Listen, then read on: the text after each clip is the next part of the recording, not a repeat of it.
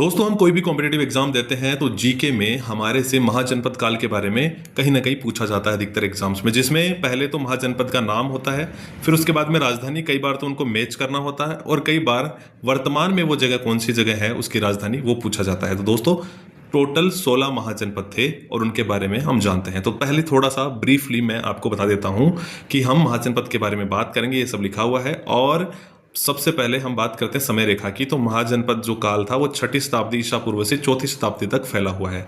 ठीक है, ईसा के 4ठी से 6ठी तक है। ठीक है, और इसका प्रमुख कारण जिन्होंने महाजनपद के उदय में योगदान दिया वो क्या था कि महाजनपद बने। और पहला तो है लोहे का व्यापक प्रयोग हुआ, जिससे व्यापारीकरण को बढ़ावा मिला और सुव्यवस्था हुई। नगरीकरण, कृषि अधिशेष के कारण नए शहरों और कस्बों का विकास हुआ। व्यापार और वाणिज्य का विकास हुआ, सिक्के चले, इस वजह से मौद्रिक अर्थव्यवस्था का विकास हुआ और इसका निर्माण में ये भी एक कारण है।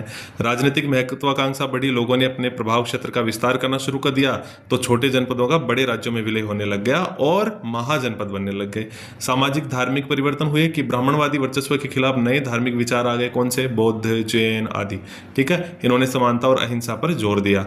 महाजनपद दो शब्दों से मिलकर बना है, महा जिसका अर्थ है महान और बड़ा, जनपद जिसका अर्थ है मनुष्य का निवास, यानी जहां जन समुदाय रहता है, यानी कि जहां मनुष्य का निवास, जहां पे पैर रखने की जगह होती है मनुष्य की। इस प्रकार महाजनपद का अर्थ हुआ बड़े और शक्तिशाली राज्य या क्षेत्र से। प्राचीन बौद्ध ग्रंथ, देखो जानकारी कहाँ मिलती है, ये हाईलाइट किया हुआ मैंने। प्राचीन बौद्ध ग्रंथ विशेषकर अंगुत्तर निकाय, जैन ग्रंथ भगवती सूत्र में 16 जनपदों का उल्लेख मिलता है। ये इंपॉर्टेंट है, आप नोट कर लेना।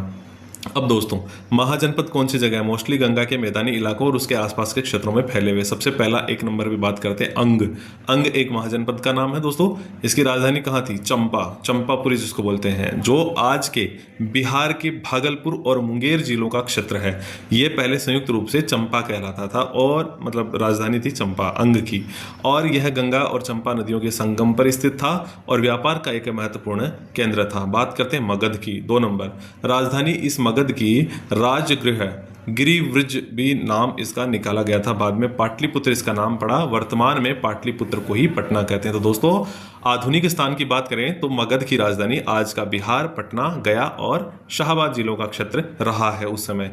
यह सभी महाजनपदों में सबसे शक्तिशाली बनकर उभरा, जिससे अंततः एक विशाल साम्राज्य की नींव रखी गई। मगध का आपने बहुत नाम सुना होगा। काशी बहुत ही फेमस है ये भी। काशी राजधानी वाराणसी रही है। काशी की आधुनिक स्थान उत्तर प्रदेश का वाराणसी, बनारस, आज भी इसका यही नाम है, बस उसको बनारस भी कहते हैं और वाराणसी भी कहते हैं। कौशल, कौशल उत्तरी कौशल की राजधानी थी। उत्तरी कौशल की श्रावस्ती जगह और दक्षिणी कौशल की कुशावती, यानी कि उत्तरी कौशल को 2 भागों में डिवाइड कर दिया अगर हम, उत्तरी कौशल और दक्षिणी कौशल, तो इसकी एक की श्रावस्ती थी, एक की कुशावती। यहाँ से भी ये इंपॉर्टेंट क्वेश्चन कई बार बन जाता है उत्तरी दक्षिणी का। आधुनिक स्थान कहाँ है? अभी उत्तर प्रदेश का अवध क्षेत्र, जिसमें वर्तमान में फैजाबाद, गोंडा, बहराइच जिले शामिल है, जिसको हम अयोध्या कहते हैं। अवध प्रदेश, फैजाबाद का क्या ना, अयोध्या वैसे। वज्जी, वृजी बोलते हैं। राजधानी इसकी वैशाली रही है और यह 8 कुलों का एक संघ था, जिसमें विदेह, ज्ञात्रिक, वज्जी और लिच्छवी प्रमुख थे। आधुनिक स्थान उत्तरी बिहार का क्षेत्र, जिसमें वर्तमान वैशाली, मुजफ्फरनगर, दरभंगा जिले शामिल है। यह एक रिपब्लिक था, यानी गणराज्य था जो राजतंत्र से भिन्न था। मल्ल महाजनपद की राजधानी कुशीनगर और पावा थी। आधुनिक स्थान अगर देखें तो उत्तर प्रदेश जो है उसका पूर्वी हिस्सा है, उसमें वर्तमान में गोरखपुर, देवरिया और कुशीनगर जिले शामिल है। यह भी गणराज्यों में से एक था। दोस्तों, बात करते हैं चेदी।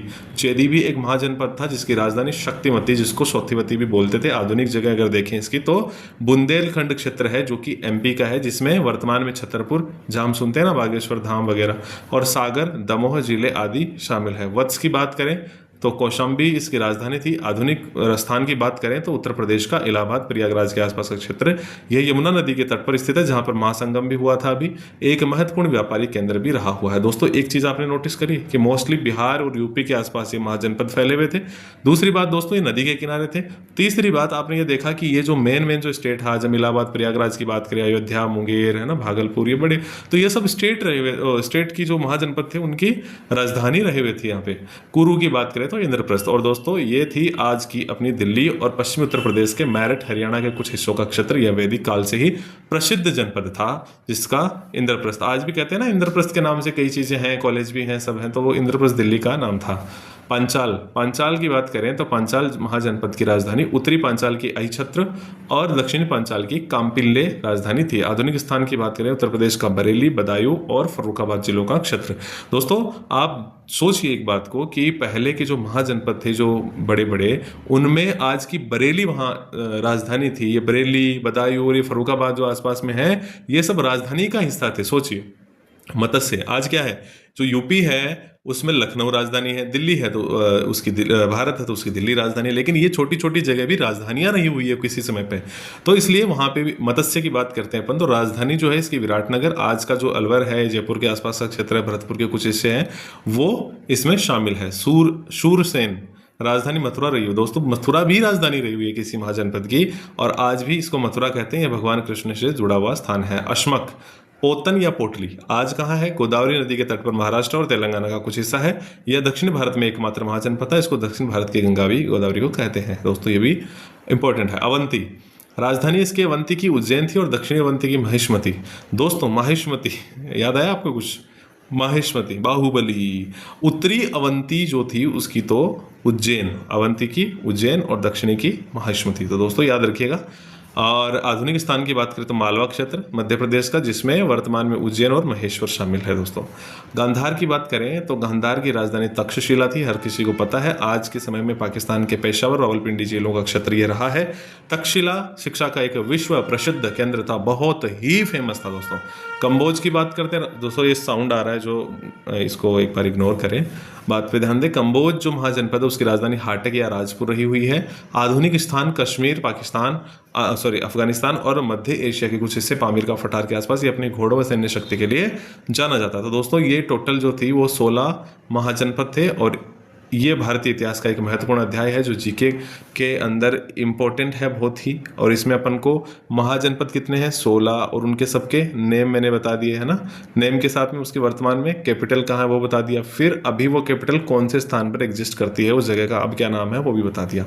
अवंती भी 2 भागों में बटी हुई है, और कौन सा एक स्टेट जो महाजनपद बटा हुआ है उनकी अलग अलग राजधानियाँ हैं, किसी की मतलब 2 है किसी की। तो ऑप्शंस में ध्यान रखें इस समय पे, और आपको मैच भी बता देते हैं। जैसे मान लो ये है लाइन, इसमें आएगा 1 2 3 4, और वहाँ पे मैच करने को दे देंगे इधर नाम 4, तो आपस में 1 2 3 4 इनको मैच करना पड़ेगा, ऐसे कौन कौन सा सही है। तो ऐसे क्वेश्चन भी बहुत आते रहते हैं। तो दोस्तों ये थी आज का लेक्चर, छोटा सा और इम्पोर्टेंट चैप्टर था। तो मिलते हैं नेक्स्ट वीडियो में। अगर वीडियो पसंद आए तो वीडियो को लाइक करें, चैनल को सब्सक्राइब करें। हम अच्छे अच्छे वीडियो लाते हैं जो जीके को आपके जीके को इम्पोर्टेंट जो एक चैप्टर्स है उनको बताता है और आपके जीके को मजबूत करता है। हर एग्जाम में अच्छा स्कोर करने के लिए हमारे चैनल को सब्सक्राइब करें। Thanks for watching.